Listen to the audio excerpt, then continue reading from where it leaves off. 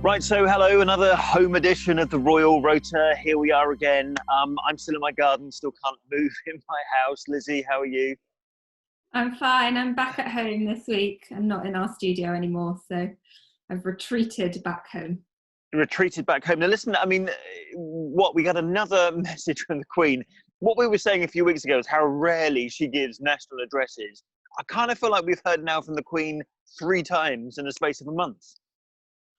Yeah, well, I mean, across her reign, aside from her traditional Christmas televised broadcasts, there have only ever now been 6 special televised addresses. We had the address for the coronavirus pandemic. We had an Easter sort of message, although that was only an audio message, wasn't it? And then we've had the big VE Day message, which, by all accounts, was all over the front page of the newspapers here in the UK. It got taken by all the major television channels here, ITV, BBC, Channel 4, Channel 5. And to all intents and purposes, the second national address in the space of, 5 weeks? Yeah, I mean, it's remarkable, really. But I think a very important day for the Queen, the 75th anniversary of VE Day, and I think probably very personal to her to mark it and to deliver a message to the nation. So although it was very focused on VE Day, there was definitely references throughout, I thought, to the pandemic we're going through at the moment, and then she specifically referenced it at the very end of the address. So before we dissect the speech, do you want to have a Robinson's Royal Rundown? Not quite, I mean, am I right in saying not quite a busy a week as we've had previously? Nevertheless, still making themselves about as visible as they possibly can be, given where they are isolating themselves. But another pretty busy week. Do you want to have a rundown? Yeah, so VE Day was obviously the most significant day for the royal family of the week, and we saw all of them marking that day, not just the Queen with her message. Charles and Camilla led the nation in a 2-minute silence from Balmoral. They were seen laying a wreath and flowers at the Balmoral War Memorial in Scotland. Charles also read an extract from his grandfather's diary from the 8th of May 1945.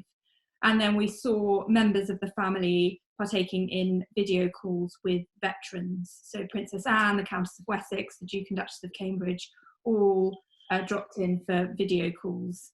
And that wasn't the only time we've heard from the family this week. They all came together to mark International Nurses Day. And there was a lovely video montage put together of all their phone calls and video calls that they had with nurses from across the Commonwealth.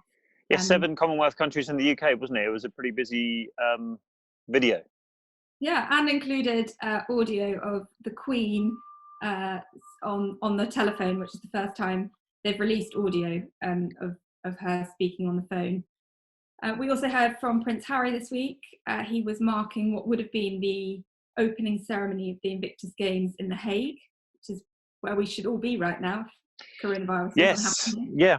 And actually this time last year we were sort of there with him just a couple of days after he had his baby, had Archie, and we were all thinking about the Invictus Games 2020 just a year to go, and that we know it was like everything else in the sporting world going to be postponed. And finally, Charles and Camilla this week have paid tribute to the postmen and women up and down the country that have kept delivering our post throughout the pandemic. Yes, another set of key workers. I mean, we should probably start on VE Day, shouldn't we? I mean, it was such a significant day, and the plans were so huge and involved, veterans walking down the Mall to go and stand outside Buckingham Palace to see a fly past. The Queen was going to go to Westminster Abbey and have a big service. There was going to be sort of themed villages and wartime sort of setups in and around the parks of central London, and in the end there was none of it. it was just a fly past happened. Yes, nobody was at Buckingham Palace. The Queen obviously did the message from Windsor, but I mean, what a dramatic change. And it was the same for France, it was the same in Russia. Anyone who was marking the end of, well, not the end of the Second World War, but the end of the war in Europe in 1945, had to massively tone it down, with the exception of Belarus, but we won't go there. But nevertheless, it was a pretty toned down affair, wasn't it? It was. I mean, like everything, it's been affected by coronavirus and plans have had to change. And I think that was probably why the royal family wanted to do what they could to mark it. It's a very significant day. And so they obviously all came together to still show what an important day it was. Yeah, all from their different sort of locations, weren't they? And let's just go through where everybody was. We know that Charles and Camilla are at Burke Hall, the home they have in Balmoral. The Queen is in Windsor. William and Kate are in Anmer Hall in Norfolk. So let's just start in Scotland, because Charles and Camilla led the nation with a 2-minute silence. We held a 2-minute silence at the traditional time of 11 a.m. here in the UK. Ordinarily, that's something that is led by a senior member of the royal family. On this occasion, it was Charles and Camilla who did it, but on their own. Essentially, if you look at the pictures of them doing it at that war memorial in Balmoral, they were on their own, socially distant from everybody else, no crowds, just a camera organised. I think that the aim of the government throughout all of this, wasn't it, as well as the royal family supporting this policy, was not to have anyone gathering in large numbers to go and see anything, any of the events, and that was like the underlying thought that went through everything that they did.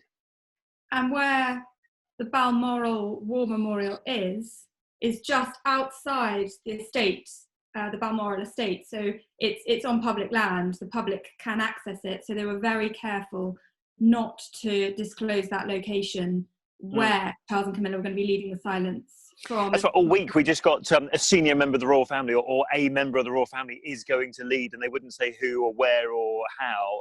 And all of that was because they didn't want people to gather to come and see them, watch them, look at them. Yeah, even when we found out it was Charles and Camilla from Scotland, they were very careful not to publicise that location, because they really, really didn't want members of the public gathering, because obviously that's the worst thing we can do at the moment, is have groups of people gathering together. So and we spoke about the war memorial where they were, didn't we? Because we when we went to Balmoral, we went up there last year, which is I thoroughly recommend it to anyone who should go there. It's a massive estate. It's a beautiful castle. The grounds are absolutely phenomenal.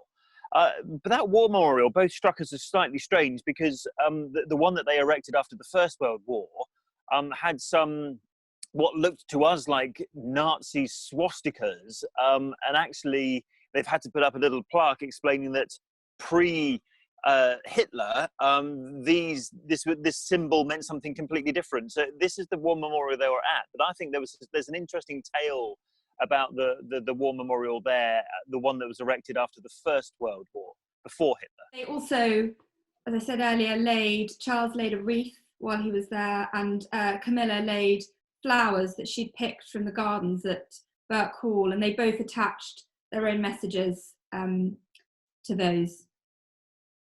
Yes, so there were the Prince Charles's usual Prince of Wales feathers, weren't they? And Camilla was actually honouring one of the regiments that her was it her father or her grandfather had been attached to? Yeah, I think it was her father. And she said that in her message about VE Day, she was speaking about how she just wanted to remember all of those, including her father's regiment. So the minute silence led from Scotland by Charles and Camilla, and then that led on to sort of a day of events where slowly things were unfolding through the day, weren't they? And they included Prince Charles reading from his grandfather's diaries. King George VI kept a diary that day. It's the first time that diary had ever been read in public, and part of the virtual celebrations or commemorations was Prince Charles reading those extracts for the first time about how King George met Winston Churchill that day, and how Winston Churchill joined the royal family on the balcony of Buckingham Palace. Yeah, we saw Charles back in his usual study, where we've seen him do several of his virtual messages now, reading this diary extract from his grandfather. And it said, "No more fear of being bombed at home, and no more living in air raid shelters, but there is still Japan to be defeated and the restoration of our country to be dealt with, which will give us many headaches and hard work in the coming years." So it was a sort of minutes extract, wasn't it, that he read? Yeah, I thought it was just interesting to have some sort of contemporaneous account of that that day, written as the day unfolded, really. And we know that the royal family went out on that balcony a number of times to wave to the crowds. King George wrote about, was it 9 times? I think he said they went out in total before night fell. And then, quite famously, as the Queen has previously spoken about, how she slipped into the crowds to enjoy the evening. And it's probably worth having a listen to the Queen, who the Buckingham Palace released this again. It was a recording they made of her, an audio recording they made of the Queen in 1985, when she was looking back 40 years previously at the end of the Second World War, and what she did that evening. It's quite interesting to listen to the Queen's thoughts on her memories of VE Day, 8th of May 1945. I remember the thrill and relief after the previous day's waiting for the Prime Minister's announcement of the end of the war in Europe. And my parents went out on the balcony in response to the huge crowds outside. I think we went on the balcony nearly every hour, 6 times. And then when the excitement of the floodlights being switched on got through to us, my sister and I realized we couldn't see what the crowds were enjoying. My mother had put a tiara on for the occasion, so we asked my parents if we could go out and see for ourselves. I remember we were terrified of being recognized, so I pulled my uniform cap well down over my eyes. A grenadier officer amongst our party of about 16 people said he refused to be seen in the company of another officer improperly dressed. So I had to put my cap on normally. We cheered the King and Queen on the balcony and then walked miles through the streets. I remember lines of unknown people linking arms and walking down Whitehall, all of us just swept along on a tide of happiness and relief. I remember the amazement of my cousin, just back from 4.5 years in a prisoner of war camp, walking freely with his family in the friendly throng. And I also remember when someone exchanged hats with a Dutch sailor, the poor man coming along with us in order to get his cap back. After crossing Green Park, we stood outside and shouted, "We want the King."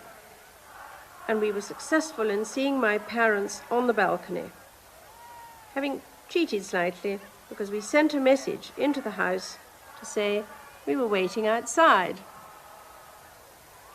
I think it was one of the most memorable nights of my life. That's what she did in 1985. On the 75th anniversary of VE Day 2020, she broadcast a message to the nation, and there were some quite remarkable lines. I don't know who's writing the Queen's speeches at the moment, but they've been pretty bang on, haven't they, over the last couple of occasions. And I think what struck a lot of people, sort of merging the coronavirus situation and the VE Day commemorations, was how she said, look, our streets are not empty at the moment. They're full of the love and the care that we have all shown one another.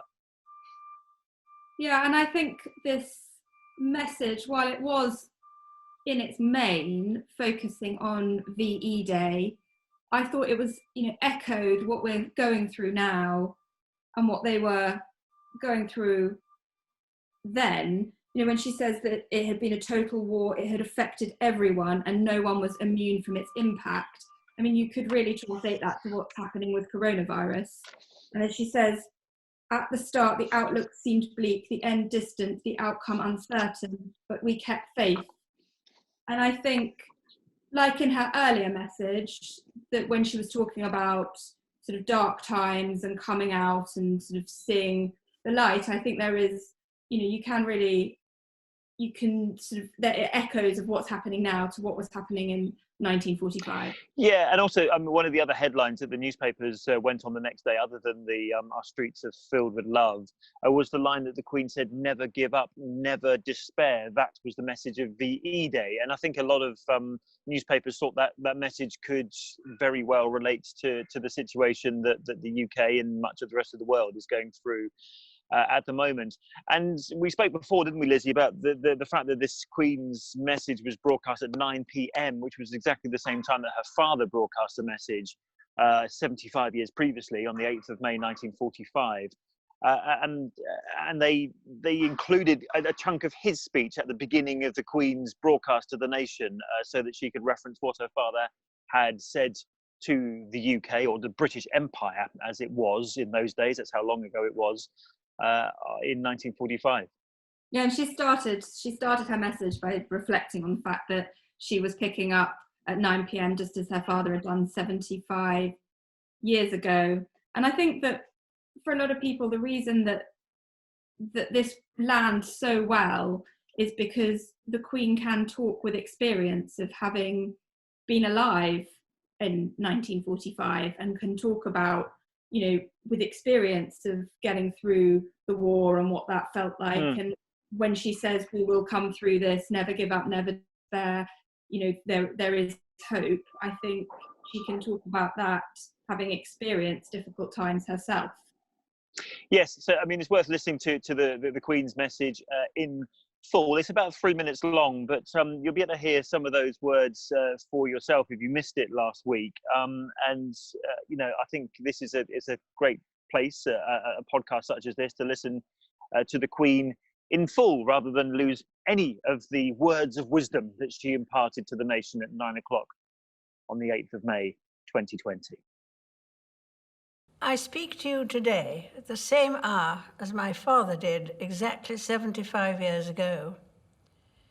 His message then was a salute to the men and women at home and abroad who had sacrificed so much in pursuit of what he rightly called a great deliverance.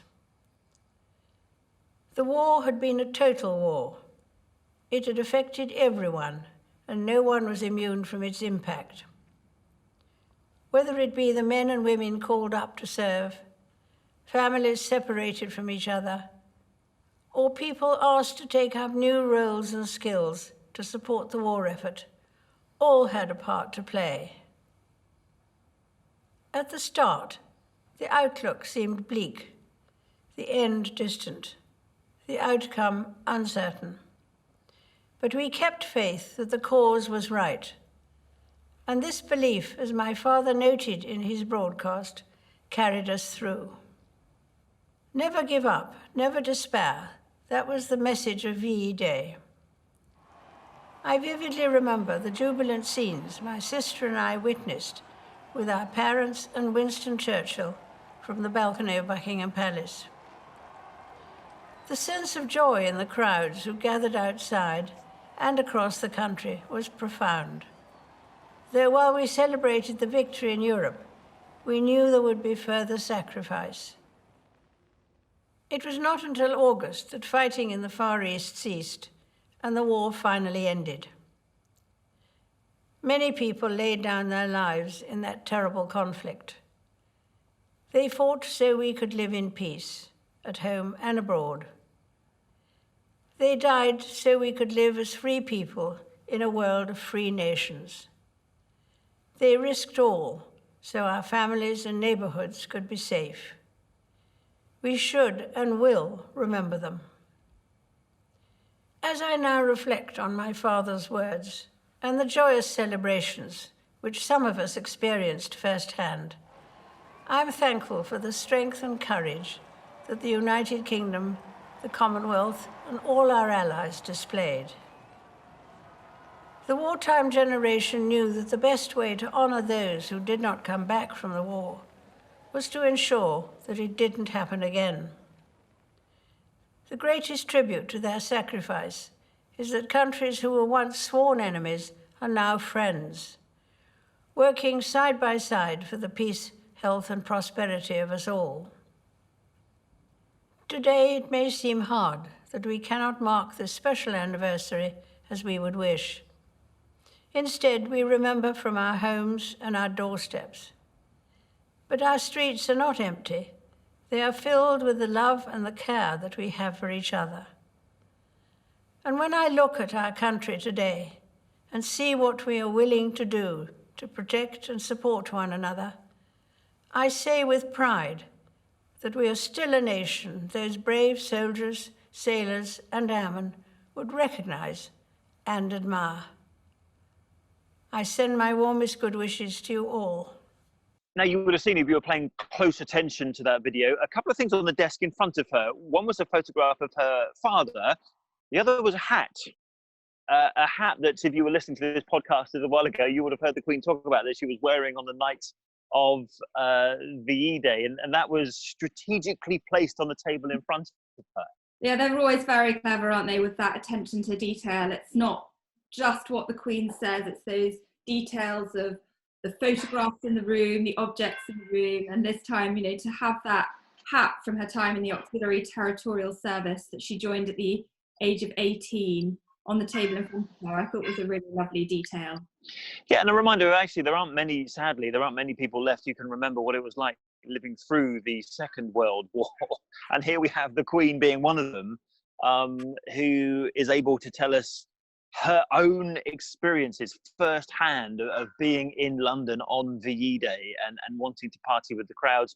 You wonder whether that's one of the only times in her life that she's been able to be incognito in that way, and just literally to stick her hat on, pull it down over her face, and party with everyone else, trying to be as normal as she possibly could be. She says, doesn't she, in that recording that we played earlier, that it was one of the most memorable nights of her life.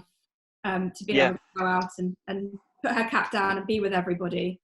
And yeah, you can imagine the thrill. And actually, her mum and dad knew about it. They were, and even in his diary that Prince Charles read, there was a little extract, wasn't there, where he spoke. King George spoke about Lilibet, and Margaret went off onto the street, so they were aware of it. They must have had some form of security, I'm sure. But nevertheless, as legend has it, the Queen was never identified, never spotted. Well, not the Queen. She was Princess Elizabeth then, wasn't she? Yeah, I like in the extract that he calls her Lilibet. It's very sweet. They were very deliberate not to release this time what she was wearing, because she didn't want to detract at all from the veterans and the messaging around VE Day. But they did tell us that the brooches she had on her dress were the aquamarine and diamond brooches given to her in 1944 by her father for her 18th birthday. So again, it's very clever that all the attention to detail is always very well thought out. They give those things a lot of thought, don't they? And there they were at Buckingham Palace on the balcony on the 8th of May 1945. And if things had been different this year, I think we would have had a not dissimilar event happening. I mean, I spoke to people at the palace, and they hadn't quite finalised the plans, but the Queen was definitely going to go to Westminster Abbey. There was going to be a parade of veterans down the Mall to Buckingham Palace. I would have thought, therefore, that would have included the Queen coming out on the balcony. They hadn't quite got that far in their planning before it was all upset by coronavirus. But, I was down at Buckingham Palace on the day. There was nothing happening, nothing at all. Just a bunch of cyclists taking advantage of London's quiet lockdown streets, cycling around in front of the palace, no commemorations, nothing obvious. And how different that would have been had coronavirus not hit. Yeah, as in 1945, Buckingham Palace was the sort of centre of the celebrations. I think they would have made it a focal point had coronavirus not have hit. And you say the veterans would have walked down the Mall. There were events planned in St James's Palace. There'd have been a fly past over the palace, which still did happen, but obviously no crowds. Yeah, but the fly past was happening over the streets of central London. I think a few people might have looked up had they been cycling around, but other than that, it was a public holiday here in the UK. The streets were about as empty as they have been for some considerable time now. No one really to appreciate the fly past, other than the cameras that were filming it. Yeah, and there were a few people around the palace that stopped for the 2-minute silence, but it really wasn't busy at all. If you remember those scenes in 1945 where it was absolutely packed, it was a very different scene this 2020. So different, yeah. So much was different. William and Kate got involved as well, didn't they? They had a chat with some veterans organised by the British Legion. So they were involved in their sort of virtual, distant way from home, still at Anmer Hall, and having a chat with some of those, like the Queen, who remembers what it was like living through the Second World War. Yeah, and they were also other people doing video calls were Princess Anne, the Countess of Wessex. So I think they all wanted to play their part in commemorating the anniversary. Yeah, no. So I think it was a day to remember for probably all the wrong reasons. Nevertheless, it was quite a remarkable remarkable commemoration 75 years on, wasn't it? Yeah, and you know, very, as we said earlier, very significant to have the Queen talking. I mean, to hear from the Queen is a very rare thing. So, yeah. And we got it once more. We heard Prince Charles talking a couple of times this week, not only about VE Day, but also about the chap who comes and picks up his letters from his house. Yeah, the Prince of Wales and Duchess of Cornwall wrote a letter to all the staff at the Royal Mail to basically thank them for all the work that they've continued to do throughout the pandemic. They are key workers, and you know, we come out every Thursday to clap our key workers, and they're included. I mean, they have very much kept going and kept everyone in touch during a very difficult time where we're all made to stay away from each other. And there was a letter from Charles and Camilla, and we also had some video as well, didn't we? We did, yes. Their postman, Neil Martin, has been a postman for 36 years, came to collect their letter from Birkhall, which is where they're staying in Scotland. And socially distancing, they picked it up and has delivered it. Yes, yeah, I thought it was quite nice. And actually, a nice touch that they were remembering all of those. You remember we spoke, was it last week or the week before, about the Duke of Edinburgh issuing a message, remembering not, you know, to think about not just the nurses and the key workers and the care home workers and all the rest of it, but all of those who are in their own way, large or small, helping in a sort of national fight against this pandemic. You know, postmen among them, but the Duke of Edinburgh was talking about scientists battling to find a vaccine. And I thought this message from Charles and Camilla about the postmen and women of this country was just as important. Yeah, it's the people that are keeping sort of the infrastructure going at a time where the country is essentially shut down. There are certain things that we can't do without. So it's recognising those people that have continued working and putting themselves at risk every day to ensure that the country keeps ticking along. Now, a week has gone by, and I was going to say it's a Harry and Meghan free week, but actually it wasn't. We still heard from Prince Harry. And this was on the occasion of the Invictus Games we spoke about at the very top of this podcast, that it should have been getting underway in The Hague. And he put a message up on social media to say how sad he was that it wasn't happening in The Hague now. He did, yeah. This would have been the 5th Invictus Games, and we know how much the Invictus Games means to Prince Harry. We've been to 2 of the 5, haven't we? We've been to Toronto and to Sydney. We missed out on London and Florida. Yeah. Yeah, but we would be in The Hague right now, which is bizarre to think. And presumably Harry, Meghan and Archie probably were planning all to be there. But this is the message that he recorded for the Invictus Games to say, can't see you this year, but hopefully we'll see you next year. Yeah, they've got plans. They're putting plans in place to hopefully be able to have the Invictus Games next year, although dates to be confirmed at the moment. But they are very much hoping that they can still run the Games. Hello everybody. As we commemorate VE Day this weekend and pay tribute to the service and sacrifice of the entire Second World War generation, we should have also been gathering together in the Netherlands to kickstart the Invictus Games 2020 in The Hague.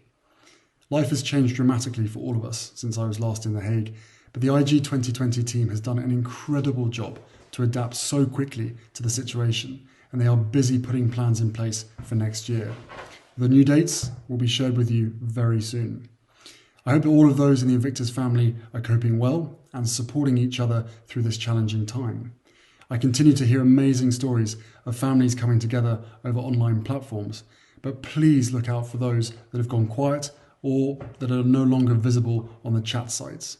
You guys are the best at this, so I have no doubt that you're all rallying around and supporting one another. Although we can't be together in person, I'm really happy that there are plenty of virtual activities planned for this week, and I encourage you all to get involved if you can, because you never know, it might be fun and a change from the norm. Throughout this week, we will be seeing and hearing from many Invictus competitors. Their experience and resilience in dealing with mental health challenges is something we could all learn lessons from. The same can obviously be said for our incredible healthcare professionals working so hard to keeping us all safe. Alongside all the virtual activity from the team in The Hague, I'm delighted that the Invictus Games Foundation will be hosting a virtual conference with international speakers and participants sharing their thoughts and experience of resilience and why the Invictus spirit is so important. I'm incredibly grateful for your continued support. Stay safe, and this week, stay tuned as we bring The Hague home to you. And VE Day wasn't the only day that the whole family got together. There was a video that the royal family put out on Tuesday evening of this week, led by the Queen. The first time we think that any audio recording has been made of a Queen's telephone conversation. Plus, thank yous from Charles, thank yous from Camilla, video chats between William and Kate. This was all to celebrate the Day of the Nurse, International Nurses Day, at what is, for nurses all over the world at the moment, a very challenging time. Yeah, the family was speaking to healthcare professionals right across the world to thank them for all the work they're doing, you know, all times, but particularly at the moment in a very tough environment. And I think it was quite clever to have all the family come together. We've had a lot of, over the last year, there's been a lot of reports of divisions in the family, and at the moment they are really putting themselves as a united front, whether that was on the coronavirus or International Nurses Day. They're very much coming together and working as a team on this, which I thought was... They've kind of been forced to because of coronavirus, but you also wonder, because of everything that happened in the start of the year with Harry and Meghan and the departure of the Sussexes, that there is now this focus. For example, there was a big focus in this video, which you're about to see, between Kate and Sophie, between the Duchess of Cambridge and the Countess of Wessex. Yeah, they spoke to, they had video calls with 7 different Commonwealth countries, and those calls were facilitated by Nursing Now, which the Duchess of Cambridge is patron of. But it was lovely to see the Duchess and the Countess come together and work together to have those video calls, and it is seeming very united at the moment. And it all began with a phone call by the Queen. Good afternoon, Your Majesty. Good afternoon. This is rather an important day. Oh, it is. It's quite special. The International Nurses Day being recognised by the general public. Yes, because they obviously had a very important part to play recently. On this International Nurses Day, my family and I want to join in the chorus of thank you to nursing and midwifery staff all over the country and indeed the world. Extraordinary times call for extraordinary people. Thank you from the bottom of my heart. Thank you for everything you're doing. A huge thank you from us all. Thank you so much. Thank you for what you're doing. We'd love to hear what it's like on the ground. It's been as hectic as it has been around the world, I would say. In the emergency department, obviously stepping up our protocols and guidelines. I hope you're feeling some of the love as well.